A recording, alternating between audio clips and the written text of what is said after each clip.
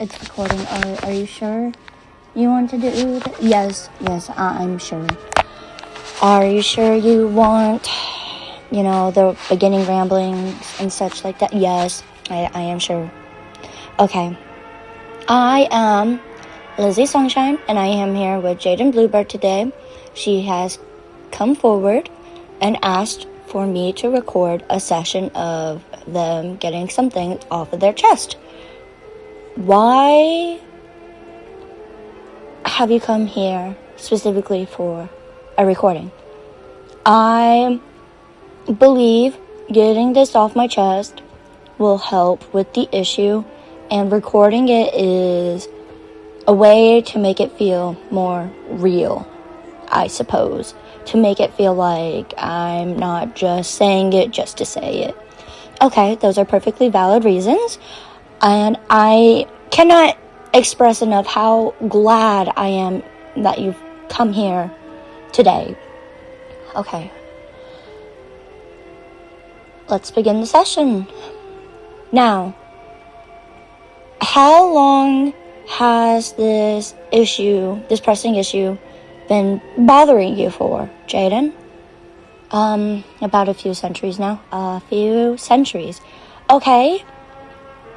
And you believe, having said this to me, and the recording will make this feel better? Something along the lines of that. I feel as if I tell you, it'll help clear my mind and make it feel as though it's not just weighing on me anymore. And having you record it makes it feel that I'm not just speaking my mind off. Okay, yeah. Well, do you want me to ask any further questions? Or would you like to begin? Would you like me to interrupt every once in a while with a question? You can do... No, Jaiden, this is about you. Okay, you can interrupt whenever you feel like. It's not like I've been waiting centuries just to say it in one go. Okay, yeah. How do I begin this? I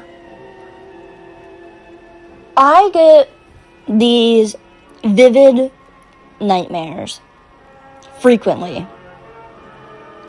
I've gotten so good at acting like they don't exist. I'll just casually wake up in the middle of the night, my heart racing, it's beating in my ears, I can't breathe, but I act so calm about it. Remember that night when we all slept in Phil's nest? It happened that night. But I've been so calm with it that it was impossible to notice. It was just as if I woke up in the middle of the night. I recall that night. Yeah, that happened there. The night with the testing and stuff like that. Yes, that night. Yeah, it happened there. What are these nightmares? Are they the same thing? About the same thing. But you need the context in order to know what it's about.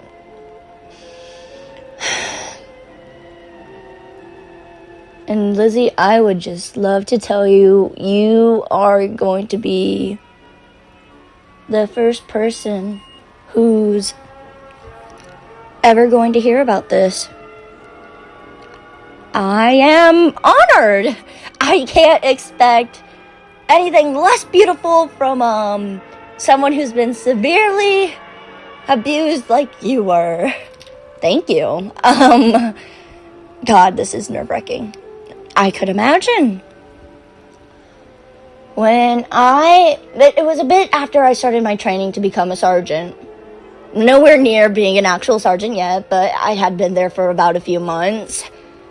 Maybe a year at that point. Yeah, a year, 2 months, and 5 days specifically. I can never get over that. Get over what? Your memory. I don't know. It's just normal to me. I guess that is true.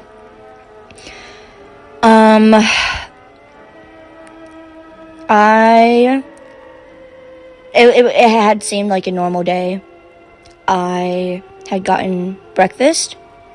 That day it was just toast and eggs, some bacon on the side, with a nice cup of tea. Something about tea providing more things, calming, something like that. And then there was a brief meeting I sat in on, and just going over things to look forward to, or well, to expect. Looking forward to makes it seem like it's positive things. It was never anything positive. And then we were sent off to go do our own rotations and do our own things. Not me, though. I had been dragged off to go train, as it's been going for every day at that point.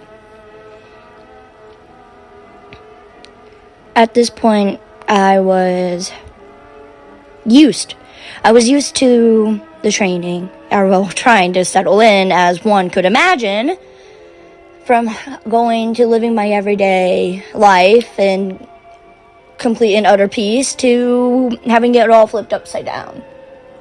Though, I suppose it was going to happen one of these days.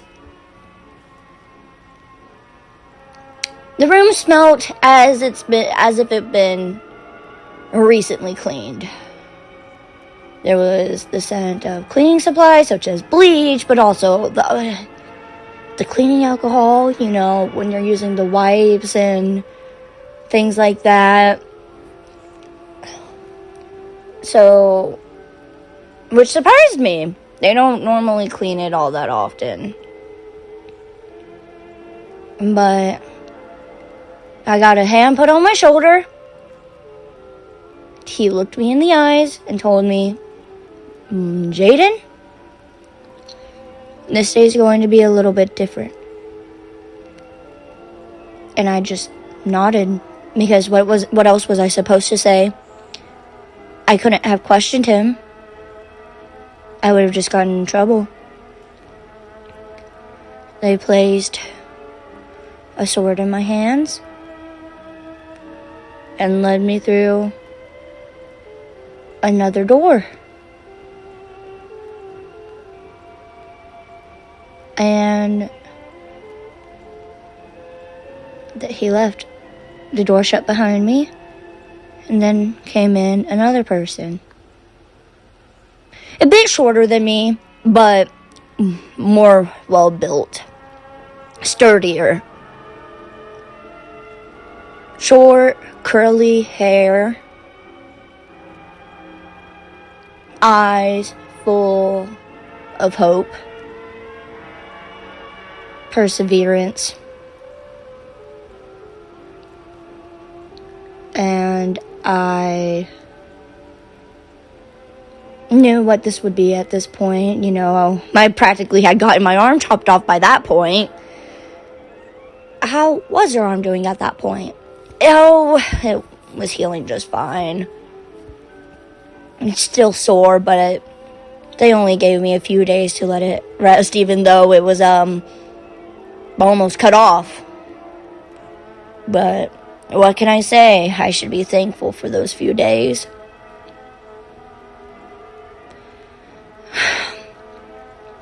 We made brief eye contact. And we fought.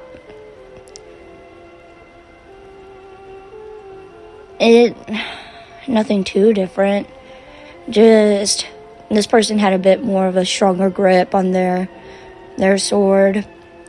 Fought like their life depended on it, and I'm sure their life did depend on it. Though, after becoming a sergeant, I had came to realize when they're training a sergeant that they know is going to do well or they have high money for,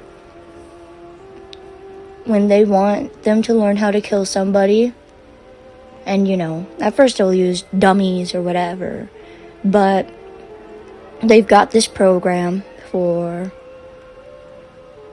soldiers that don't do them any well anymore. And instead of sending them back home, they'll use them as bait. Bait? That's the best word I could express it as. They're lambs to the slaughter. They're not useful anymore, so you kind of just kill them off. Like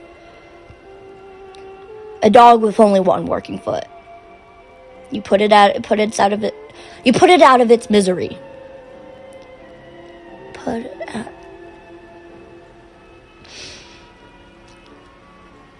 Right, and that's how you were able to get so many people to kill?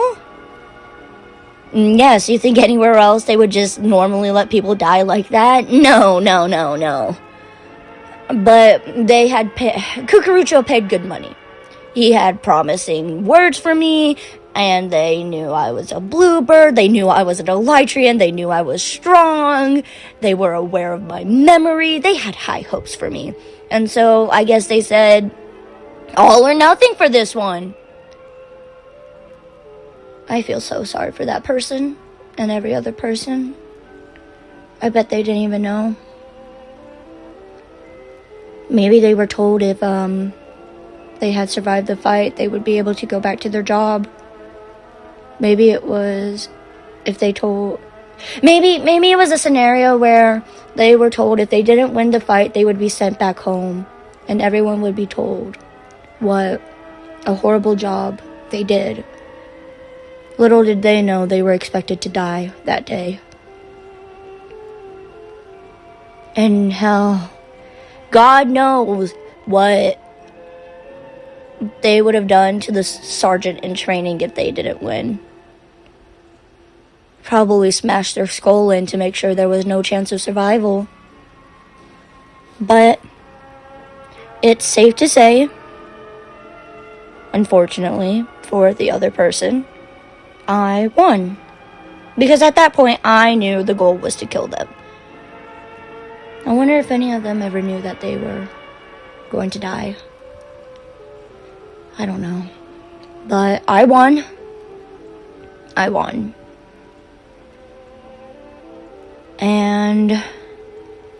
But before I knew it, because usually maybe it'll be a thing where they'll send in another person, or they'll let me out, or something like that. But they waited a few minutes. I waited a few minutes, I guess. I waited a few minutes until the doors would open, or I'd be let out, or another person would be coming in, or I'd be given another task, or something. But I think they were waiting until the person was dead. Until they stopped breathing, until their heart gave out, until their organs and everything else gave out. Because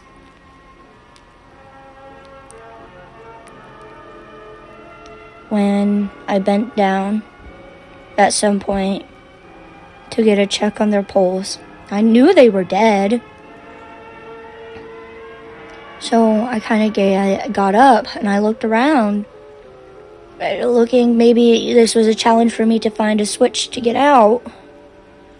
But then I heard the sound of glass breaking, sizzling, popping, or something like that. The noise that came from above, and the drop below was one that was pure horror. And when I turned around, I got a whiff of a smell that was decomposing fruit. Decomposing fruit? Yes, it smells. You think it smells nice for a moment, but then you realize the horrible, horrible scents coming from it. And there I watched, right in front of my eyes, the body rotting, slowly decaying. You know, sometimes when some people die, their arms will stick up. I think they call it something like, I don't know.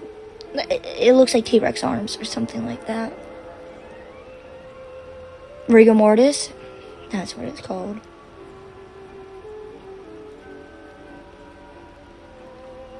It's not a pretty look, I will say. If I were to die, I don't want an open casket. You don't? That is the last thing I would ever want.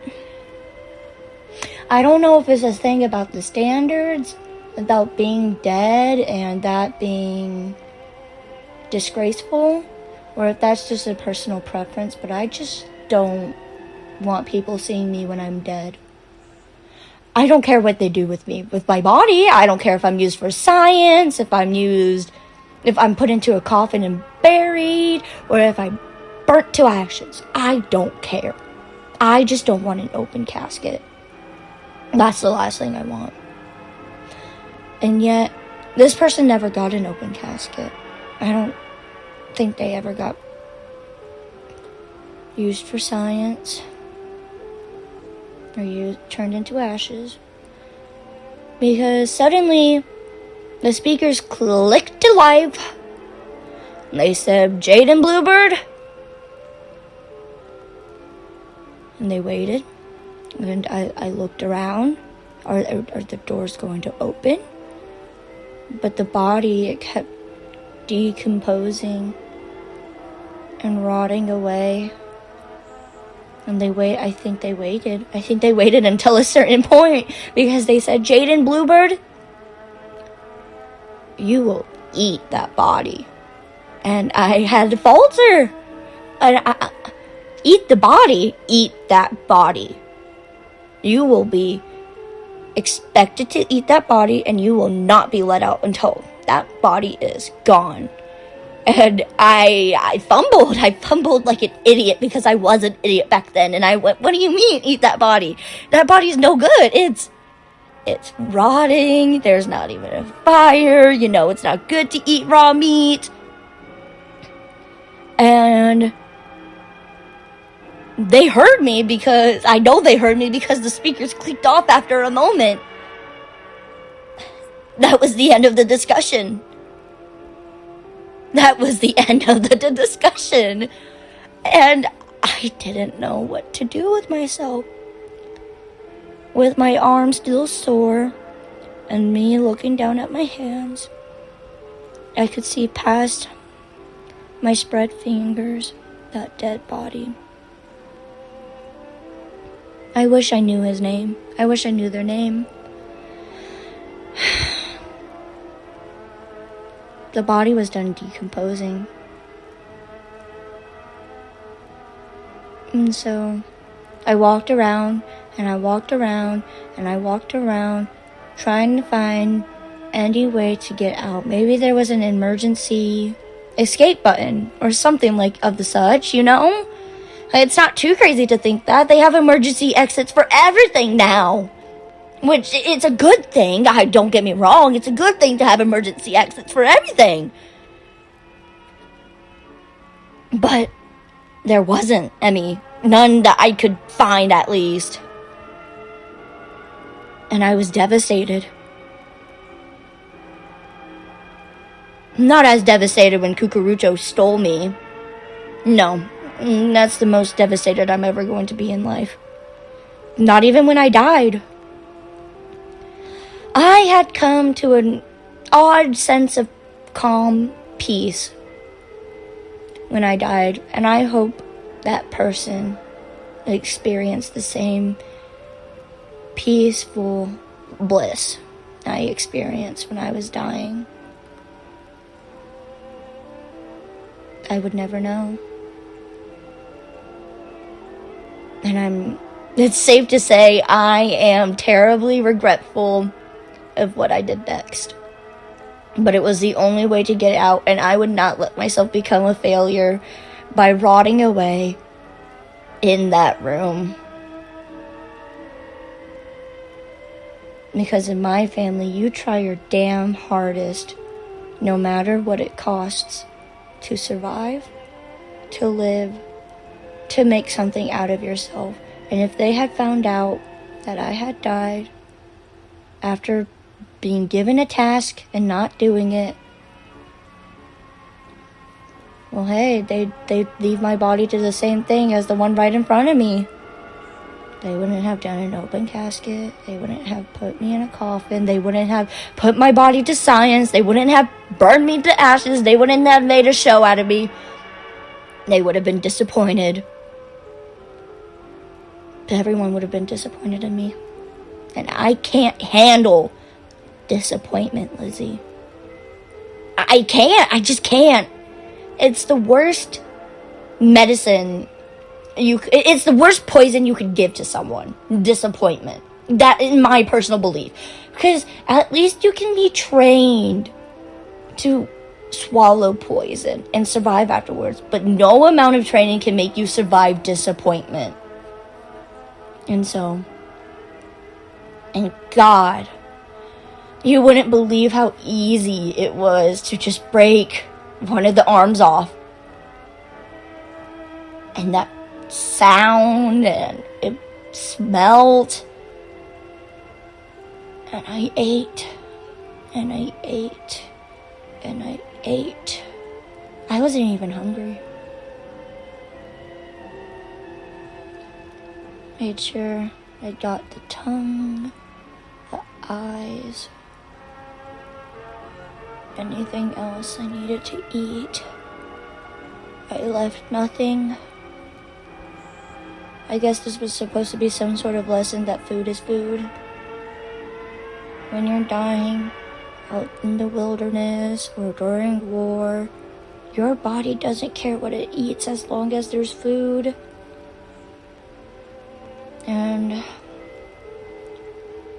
so I ate until there was nothing left. And I don't care what happened afterwards. I don't. I got left at all. I took a shower. I went back to doing whatever else. I was expected to move forward after that like it's been any other day.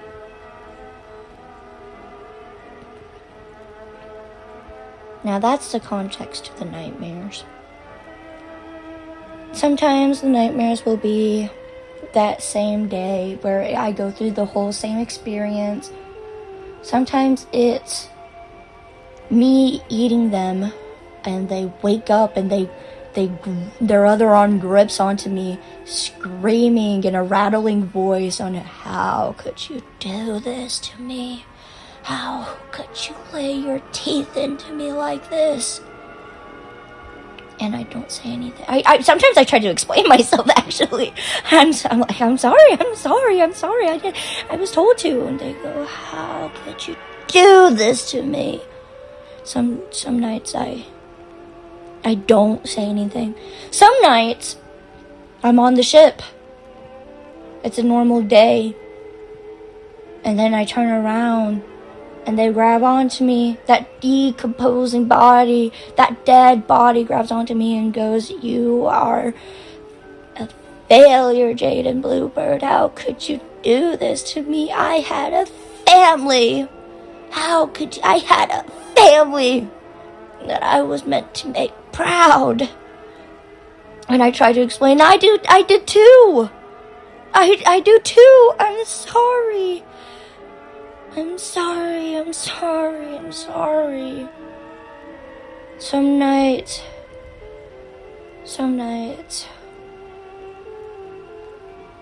I'm happy. Some nights it's the best moments of my life. I'm with the people I love most. And I look over, and one of the people are them. And they're telling everyone what I did. Did you know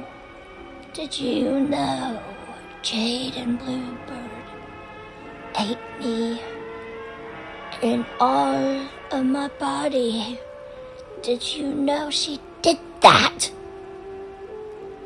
And I try to explain myself. I'm like, I'm sorry, I had to. I didn't have a choice. I promise if I had a choice, I wouldn't have done it.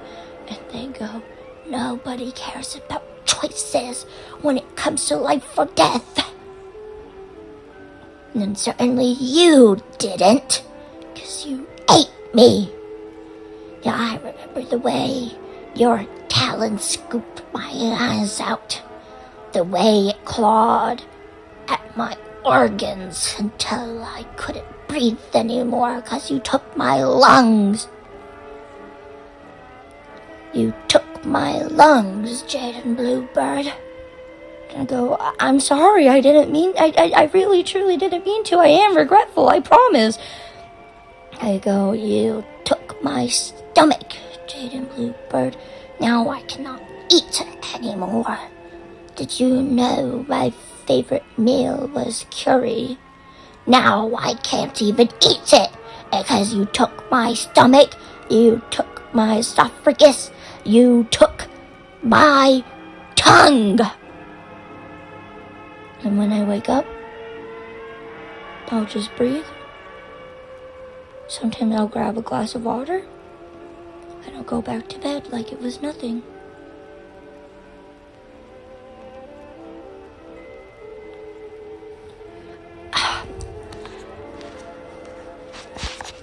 This is Lizzie Sunshine after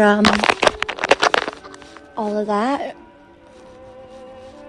I hope Jaiden feels better after getting all of that off of her chest, as I don't even know how I would recover from a vivid nightmare like that.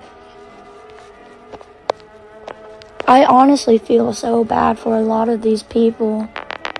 They didn't deserve the things that they went through. And yet, there's no way I can truly help besides offering to be there for them. And I hope that's enough. I worry for Jaiden a lot. She's just there a lot of the times. Not in a condescending way. She's been reaching out more often, like talking to people, but it's so depressing. I feel bad for everyone. Of course I feel bad for everyone. I don't know. And if she doesn't know the name of that person, then there's no way for anyone else to figure out the name of that person, because I'm sure she tried spending countless of hours looking and researching for whoever that person was. But I'll just have to send out my prayers for her.